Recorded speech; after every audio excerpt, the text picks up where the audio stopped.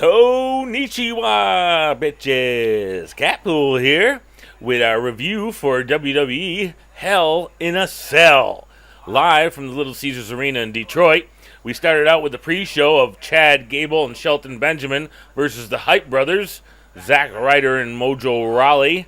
They both come out to some kind of a semi-good reaction.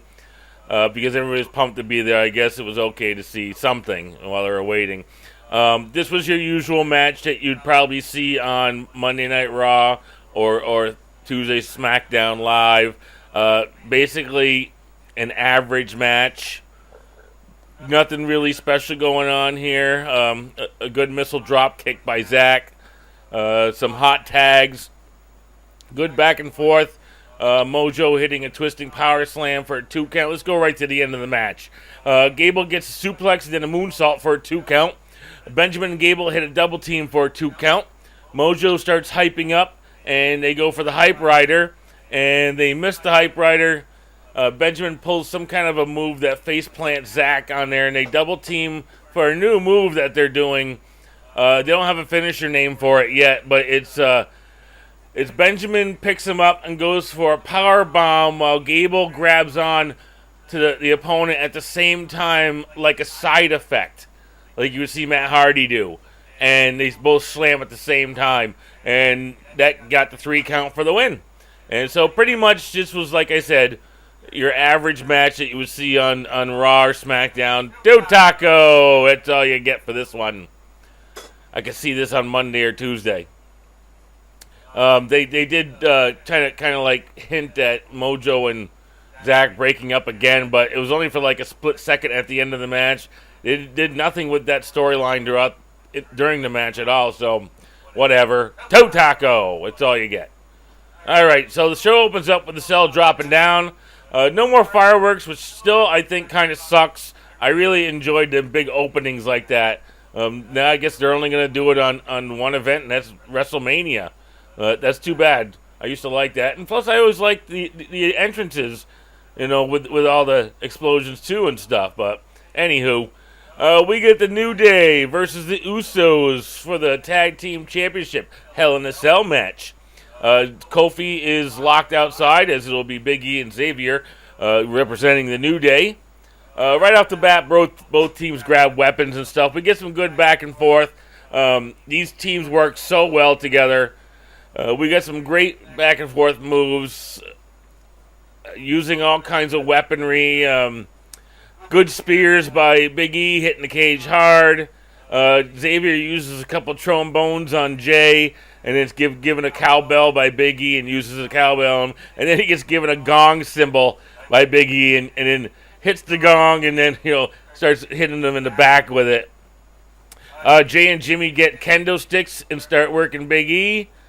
We get Xavier getting hit by Jimmy and a big Rikishi butt splash from across the cage in the corner on the outside. Back inside, they start working Big E again. Big E hits some suplex. On the ring apron, we got Big E and Jimmy. He shoves Jimmy to the post, and Jimmy comes back with a sidekick to the face. And then instantly, right after that, Big E lands a Uranagi to Jimmy down to the floor from the ring apron on Xavier's knees. That was pretty cool. I like that. They get them back inside and they hit the midnight hour for a 2 count, interrupted by Jay. Xavier collects some more kendo sticks. He gets about 5 of them, and they put Jimmy over in the corner, and they lock him into the corner of the cage using the kendo sticks. That was pretty cool. I thought that was a neat way to eliminate him. He got out too easily, though, so... Anyways, so we get back in the match. The Usos start using some handcuffs. They land a big double splash on Big E for a 2 count. Then they get the handcuffs. They try to cuff Big E to a rope, but it doesn't work. And then you see some referee messing around with the stuff over there. And they only panned on it once for a camera, and then they didn't go back to it because they was screwing around with something over there. They focused on Xavier, and they put Xavier in the handcuffs and then hung him from the post on the outside and decided to, from there, started to beat the crap out of him with the kendo sticks. Big E gets loose and starts destroying the Usos. Here's we get near the ending. Big E goes for the big ending, gets a 2 count. Then he takes the ending that we've seen a couple times already. Multiple super kicks by the Usos to Big E's face, and they both go up top for the double splash. Gets interrupted by Woods. Woods tries to fight him back. He's still handcuffed, by the way, and the Usos get back control, and they do a double splash of Woods with the chair on him for the win, which looked like it hurt everybody on that one. But so yeah, they're the new tag team champs. And once I thought the New Day was going to keep it because I don't know, it just felt right for them to keep it. Now we got this kind of hot potato thing going back and forth between them, and it's whatever, you know. It doesn't feel like special to me anymore. They just keep on giving it back and forth. Anyways, this match is going to get a 4 taco from me because I thoroughly enjoyed watching this match. These guys work so good together, and I had a good time watching it. After that, we had an AJ Styles interview. Was kind of okay, meh. And he throws out a Tom Petty line. The next match was the Rusev versus Randy Orton. And this match was the same exact match you've seen them have time and time and time and time and time again. Same exact thing. The only thing that was different was the ending. And I'll tell you the ending. Orton starts hearing voices. He does his little twist over and starts hitting the mat like a little baby in a temper tantrum. Rusev grabs his wrist and then slips over the top of him like a backwards roll to set up the accolade. And then Orton slips out between his legs and then hits the RKO for the win. That was basically it. Other than that, you've seen this match 100 times already. 2.5 taco. No, 2 taco. That's all you get for this one. I didn't even want to see this match. We get a KFC commercial for the new release of the video game, 2K18. And then we see Kurt Angle dressed as Colonel Sanders in this. He's doing a split screen thing. It was kind of funny. It was funny to see Kurt Angle dressed as Colonel Sanders. Apparently now, if you order early, you can get not only Kurt Angles to play with, but you can also get Colonel Sanders. Yay! Whoop-de-doo! Like I really want to play as Colonel Sanders. How stupid is that? Anyways. Alright, so, which reminds me because in 2K18 they have a new full suite of editing for your characters and stuff like that. And before the show came on, they had a 2K18 release party kind of thing on network. And they brought out some different guys talk about all the releasing of the characters and stuff like that. And the Fashion Police were out there. And they were so good. I love them guys so much. And they did show up in the pay-per-view, and we'll talk about that in a few minutes. But they were out there, you know, explaining about all the new guys. And their repertoire they have on the spot is so good. You know, interacting with Corey and Ambrose's woman there. I can't remember her name right now. It was so funny. And if they get a chance to see it, and it's YouTube somewhere, look it up. Look for the 2K18 release show that they had, and then check out the Fashion Police because they were just great. Anyway, sorry. Back to the pay-per-view. We have the 3-way match for the U.S. title. Now, the only thing I wanted to see in this match was Ty Dillinger and AJ Styles. I cannot stand Baron Corbin. I think he put it in Joey Numbers' vocab. He sucks. He totally sucks. I hate him. I don't really hate him, but I just like him. I don't like his character. I think he's boring. He doesn't have any depth to him at all, and his look is kind of crappy. So besides that, he's going bald, and he reminds me of like one of those old Chinese monk masters in an old kung fu movie where they shave the front half of their head. You know. It reminds me of those guys. All right, so anyways, back to the match. All right, they all come out. Baron Corbin gets no pop, you know, like usual. Ty Dillinger, everybody loves him and gets the 10-10-10 crowd going. Everybody loves AJ Styles. This was the best thing about this whole match was AJ Styles and Ty Dillinger. Ty Dillinger has upped his game since working with AJ, and he looks great. Of course, half of that's AJ Styles, too. AJ can make anybody look great, but Ty has really upped his game from being in this position, and I really like to see it. They go through the announce teams, you know, before the match starts. all the foreign announced teams. And it's hilarious because you listen to them, they're all saying in their languages about the pay-per-view and everything like that. And then the funniest line of the night for me was Corey Graves right after, and he goes, it translates and says that they're all glad they don't have to work with you, Saxon. I love it. He's so great. I love it when he gives them guys crap. He's such a perfect character. All right, anyway, the match starts out really good. I'm just going to jump to the end because we already know what kind of matches. We've seen AJ matches. He hits all his moves. Corbin doesn't have a whole move set that's halfway decent at all. But we'll go right to the end. So AJ's got Ty Dillinger into the calf crusher, and Corbin drags him out. AJ hits a phenomenal forearm over the top rope to the outside on Corbin. Styles gets hard pushed by Corbin into the outside post. Corbin rolls in. Ty hits some awesome moves on him. Styles goes for phenomenal, but Corbin catches him catches him on the top rope and does a choke slam backbreaker to AJ. That looked kind of cool. Then he hits him back and forth from all three on corner shots, super kicks, Pele kick. Ty falls on Corbin for a 2 count. Ty and AJ work together. Corbin hits the corner post. AJ hits a 450 splash on Corbin. Ty breaks the pin. Ty gets hit by the phenomenal forearm. Corbin sneaks in and kicks AJ out of the ring and takes the pin for the win on Ty Dillinger. Sneaky. So, yeah, that sucked. And so now Baron Corbin is your new U.S. champ. Horrible. I hope they take it off him soon because I do not like him. And, of course, WWE is pushing these guys. I thought he was done. Like, I thought he was already, going down from what happened there with the bad press and everything a couple weeks back, but apparently not. I'm going to give this a 3.5 taco only because of Ty Dillinger and AJ Styles. If it was just based upon Corbin, it would be a negative 3.5 taco because he sucks. All right, so next. Oh, now that crappy match was out of the way. Well, that wasn't a crappy match. The only thing good about it was AJ and Ty, and I love them. Anyways, crappy Corbin's out of the way. We get the women's match next. For the championship, Charlotte Flair versus Natalya. Charlotte looks great, by the way. Always does. Natalya looked pretty good, too. Charlotte gets a great pop from the crowd. And, man, she is in such a good shape.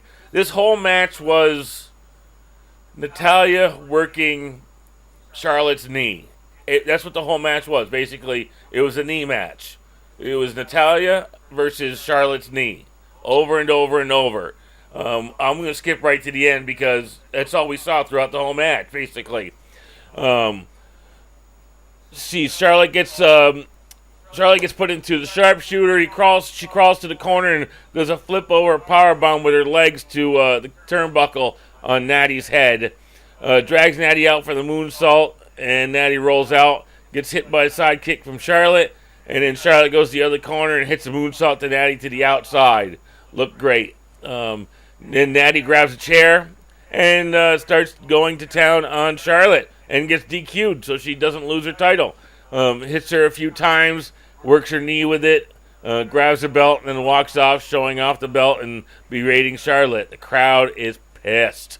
You could see that and you could hear it. The crowd was pissed on that one.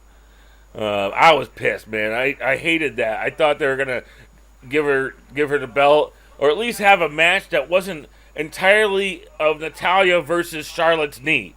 It was stupid, especially with the talent that them two women have. Hold on, I need some water. Yeah. Hairball. I would give that normally a 3 to 4 taco, but because it was just basically Natalya versus Charlotte's knee, you only get a 2.5 taco on that. That's all you get. Alrighty now. We come to one of my favorite parts of the show, Fashion Files, Back to Basics, The Return. As soon as the show opens up, we see a picture of Cesaro with his teeth missing, the one that was posted on Instagram, and it says underneath the Tooth Fairy. That was great. I love that. I got a good laugh at that. Knock on the door. The Ascension comes in, disguised as delivery men, giving them a poster, and they do some, Tyler Breeze does some play on words and stuff like that, and they're just so great together. And they open up the poster, and it says that Ascension wants to be their friends, and they say no after they berate them. So I'm like, they're horrible, and stuff. And then they take off their disguise, and they're like, we just wanted to be friends, and they were like, no, and they left, and they look at each other like, man, those are some great disguises. It was so funny. All of a sudden, they get another knock on the door, and somebody left a briefcase out there. They open up the briefcase, and there's a big golden glow inside of it, and apparently it's a new case. And then they go off screen and says Pulp Fashion on Tuesday. Looks like they'll be doing some replays of Pulp Fiction here for the next coming shows. So I'm looking forward to seeing that, as always. They kept us out. They pulled an Emma on us for a little while there, keeping them off TV. I don't know why. It's one of the best parts of the show. Anyway, so we get to the WWE Championship Match. Man, what a stinker. I love Shinsuke Nakamura. I can't stand Jinder Mahal. I think he sucks. I don't think he has charisma in his little pinky. There's more charisma in my pinky toe than he has in his whole body. The crowd still gets pumped and sings Shinsuke's music when he comes out.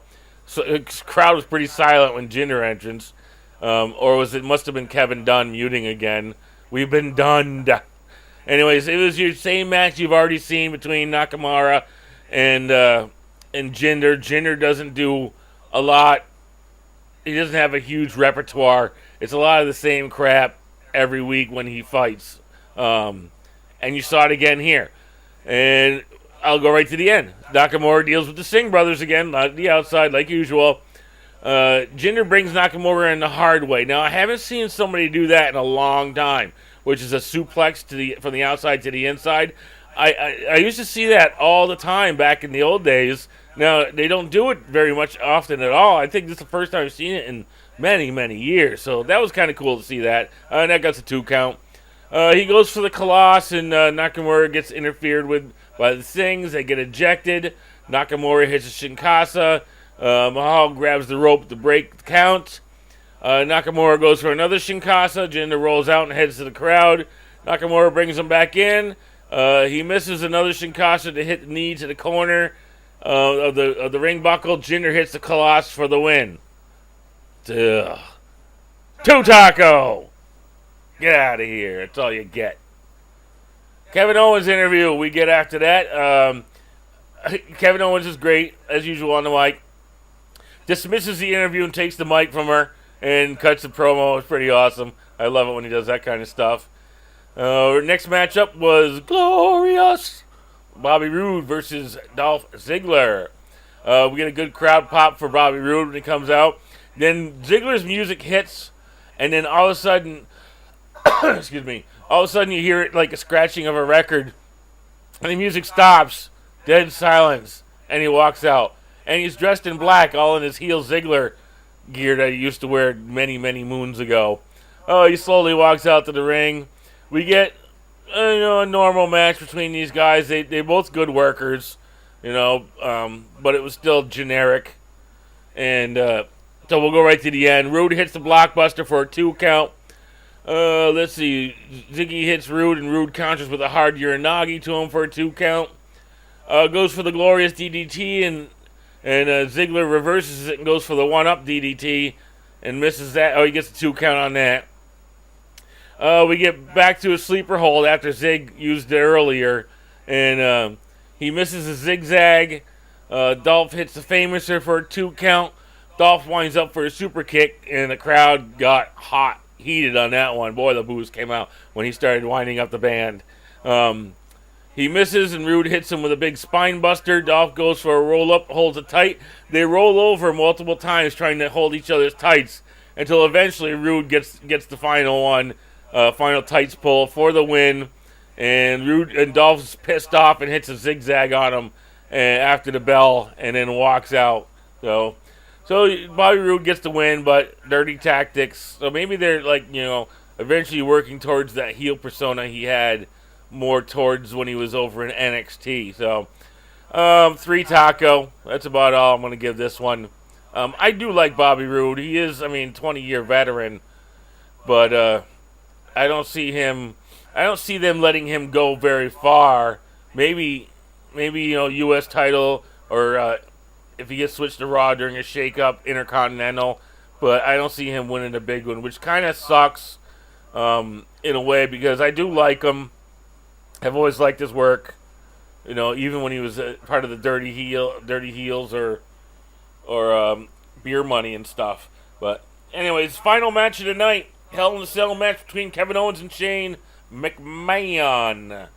KO gets he gets an okay pop coming out. Shane gets a good pop. They go back and forth with the little his rope-a-dope punching and stuff like that. So we're gonna jump right to where I liked the one big spot, or one good spot, was the KO gets a table set up in the corner of the cage on the outside and puts Shane on it, and he's gonna do the cannonball. And he goes for the cannonball from running up top of the ring post, ring, whatever thing is there. Man, I'm having a hard time talking today. Ring apron. All right, so he's running across the ring apron, goes to do a cannonball. Shane moves and KO goes through the table. And we get our holy shit chance. Shane puts his hand on Owens, gets a 2 count. Shane grabs the table and starts, half the table that's broken, and starts beating the crap out of KO with it. Grabs his trash can from under the ring. People start getting hot. They love that. Rolls him in. Shane sets him up in the corner, sets up for the coast to coast, and nails it. Crowd pop on that one. Here, Shane goes for the pin. Excuse me. And goes for a 2 count. And KO puts his foot on the ropes, and the ref breaks it. And it shouldn't have been a rope break, because it's a Hell in a Cell match. Falls count anywhere. There's no breaking of the rope there. And Corey even said that afterwards to try and let everybody know that it shouldn't have been done. So there's a botch right there from the ref. Anyways, so a botch on everybody's part, because it shouldn't have been done that way. Anywho, so we get Shane gets the bolt cutters out from under the ring. He cuts the chain off the door. Beats KO a couple more times with the garbage can. They get outside. They start fighting. KO works Shane around to the announcer tables. Clears the announcer tables. Uses a TV monitor on Shane. Headbutts Shane and puts him on the table. He goes outside and stands on a barricade as he was going to do a frog splash from it. Then looks at the top of the cage. Crowd goes nuts. Climbs the cage. He's on top, looking down, and second guesses himself multiple times. And the crowd gets boos and like, no, we wanted to see you jump from the top of the cage. No, and he walks back, and Shane works his way up to the side of the cage. They're both on the roof of the cell. They're going for punch. Shane hits a Russian leg sweep on KO. They both get hurt from that. Shane slams KO on the cell. This is awesome chance. Suplex by Shane to KO, and KO hits his ankle on one of the railings pretty bad. You can tell that he got hurt by it. We get a super kick to Shane by KO, then a senton. KO sets up for a powerbomb and a reverse flip by Shane, and Owen hits his ankle again on the railing. Then KO hits a pump-up powerbomb on Shane, and you can see Shane just bounce off the cage. You can tell that one hurt. Must have hurt. God, it had to have hurt a little. He goes to throw Shane off the cage like Mankind, like Taker did to Mankind, and Shane blocks him, does some more of that punch stuff. Owen starts crawling down, crowd boos. Both on the side of the cage about halfway down. Shane's kicking him, hitting him, punching him in the face, slamming his face off the cage, and then eventually KO falls down through the announcer table. Shane crawls down, and the EMTs are there checking on KO. Shane crawls over to him and about to go for the pin, and decides he's not going to pin him, and he picks up Owens and clears the second announcer table. Shane headbutts KO and puts him on the table, climbs to the top of the cell. Everybody's getting pumped. We know he's going to do it. And then the camera's focused on Shane, and you see him, do the cross, sign of the cross, and go. And all of a sudden, we kind of see Owens get yanked out of the way. And then we see a different camera angle after, and we see that it's Sami Zayn pulling KO off of the table out of the way while Shane goes down through the table. And that was it. And then Sami drags KO over, puts him on Shane for the win. And that was the end of the match. So it was a very good match. I liked it. It was long. It was a very long match. I don't know where they're going here now with Sami and KO, whether Sami's turning or what. They have such a history together, so who knows what's going to happen. Well, I guess we'll find out on SmackDown. This match definitely got a 4.5 taco for me. I really liked it. Overall, the pay-per-view had some great spots, some great moments. I had some bad spots and bad moments too. So I will give this pay-per-view an overall rating of, I was going to say 3.5. Yeah, 3.5 tacos. I can't give it a 4. I could give it a 4 if the other matches were as good as the cage match and the tag team match. But other than that, I could only give it a 3.5 taco. There was a lot of spots, a lot of opportunities that they missed here. And it's a lot of the same old bullshit from WWE being lazy. Lazy in writing, lazy in general. They're like Wrestling Soup talked about this on Monday night after the pay-per-view. They're saying, F you. We'll give you what you get. You get it, you take it, and you like it. F you, we do what we want. But it's like they said also on Wrestling Soup that it's starting to show. Joey mentioned that it's starting to show in their audience attendance and such. When they have to drape off or cover up half the arena because it's starting to show how people are just getting sick of the piss poor writing and storylines are horrible. They're not pushing guys that should be pushed. They got 300 plus people under contract, and they're hardly using any of them. It's ridiculous.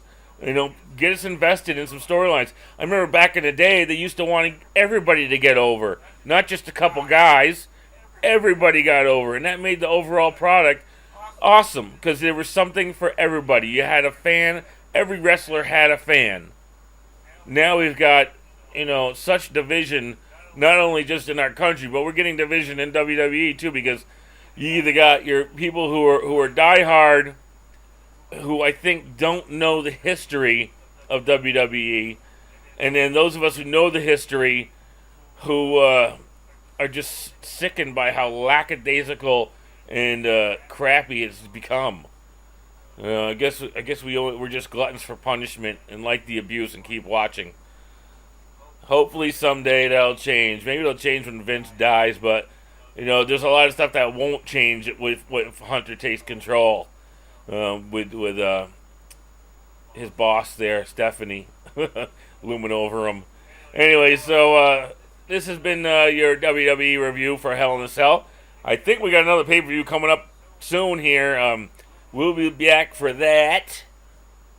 And do some quick shout-outs here for some of my favorite shows. And if you take a listen, they might become yours too. Number one, my favorite wrestling podcast is Wrestling Soup. You can find them at WrestlingSoup.com with Anthony Missionary Thomas and Joseph E. Numbers. They're a great show. Check them out. Also, Wrestling with Wregret on YouTube. Brian Zane does a great job. Solomonster Sounds Off. You can find him at Solomonster.com. He is one of the best in the business when it comes to analyzing the wrestling biz and all that stuff. Don, Tony, Kevin Castle Show. You can find them at dontony.com. Let's see. Time for these shows. Let's see. Wrestling Soup does Thursday nights at 9:30. Brian Zane on Wrestling Wregret is his YouTube channel videos are random. There's never a real time thing, but they're always being put out, so you can always find some. Solomonsters every Sunday usually. And Don Tony is usually after Raw on Mondays. They do some other shows too. Another shout out for Johnny Florida, Dave, and Old Man Jenkins over at Wrestling's National Committee WNC show. You can find them over at Mixler and WNCShow.com.